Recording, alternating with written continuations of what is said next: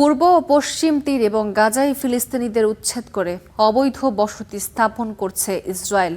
আর সেই সুযোগটাই নিতে যাচ্ছে ভারতীয় বংশোদ্ভূত ৫,০০০ ইহুদি, যারা ফিলিস্তিনিদের সেসব জমিতে অবৈধভাবে বসতি করতে যাচ্ছেন। এর মধ্যে প্রথম দফায় ২৫০ ভারতীয় ইসরায়েলে পৌঁছেছেন। তারা নিজেদের বাইবেলে উল্লেখিত হারিয়ে যাওয়া ইহুদি উপজাতি বা বনই মনস এর বংশধর বলে দাবি করছেন। আকাশপথের দীর্ঘ যাত্রা শেষে গান আর উদযাপনে মুখর তেল আবিবের বেন গুরিয়ন বিমানবন্দর। তারা ভারতীয়, কিন্তু ইসরায়েলের মাটিতে তাদের পা রাখার উদ্দেশ্যটা সাধারণ কিছু নয়।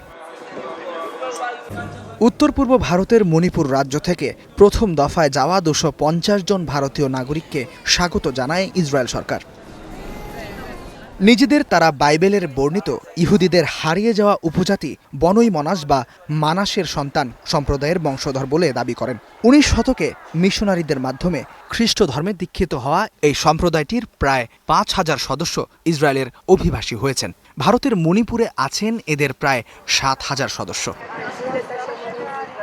গত নভেম্বরে ইসরায়েল সরকারের নেয়া সিদ্ধান্ত অনুযায়ী ভারতের মণিপুর থেকে এই সম্প্রদায়ের মোট ৪,৬০০ থেকে ৬,০০০ সদস্যকে ধাপে ধাপে ইসরায়েলের নাগরিকত্ব দিয়ে স্থায়ী বসবাসের সুবিধা দেওয়া হবে। প্রতি বছর নেওয়া হবে ১২ জনকে।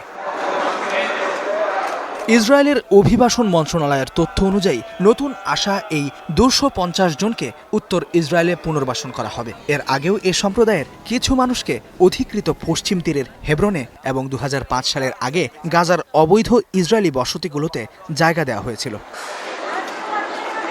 মূলত ফিলিস্তিনিদের উপর জনসংখ্যাগত আধিপত্য বজায় রাখতে এবং ইহুদি সংখ্যাগরিষ্ঠতা ধরে রাখতে বিশ্বের বিভিন্ন দেশ থেকে ইহুদিদের এনে পুনর্বাসন করে ইসরায়েল। এ কারণেই অধিকৃত পূর্ব ও পশ্চিম তীর এবং গাজায় ধারাবাহিকভাবেই অবৈধ বসতি নির্মাণের নীতি অবলম্বন করে আসছে দখলদার ইসরায়েল।